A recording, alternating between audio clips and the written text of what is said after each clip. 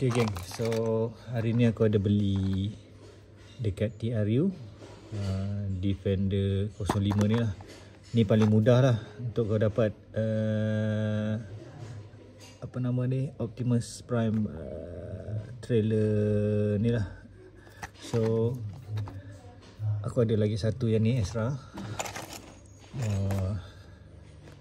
untuk aku pakai kan dekat belakang dia. So kita tengok berat dia dulu. So berat dia memang antara yang paling berat dekat dalam box dia. Satu case tu akan ada 13822. Tu memang ekor dia lah. So 3822 memang berat dia. Kalau kepala OP ni pula 3271 lebih macam tu lah. So ni sekali lagi 822. So okay, jom kita buka.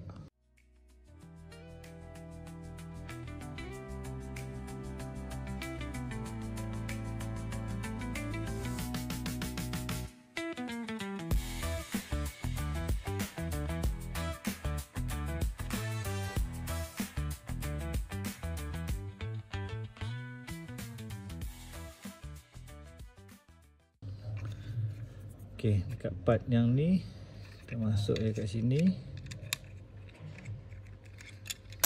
Oh sorry.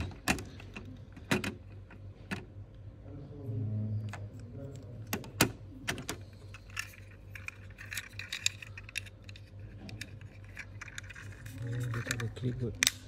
Okay, clip. So dia punya ni masuk sini saja. Okay, so dia dah connected lah. Itu saja. So aku akan tukarkan yang purple ni dengan yang ni. So yang purple ni aku keluarkan. So semua OP je lah, merah. SG pun tak ada. By the way belakang ada B lah, tapi terlindung biarkan. Okay, alright.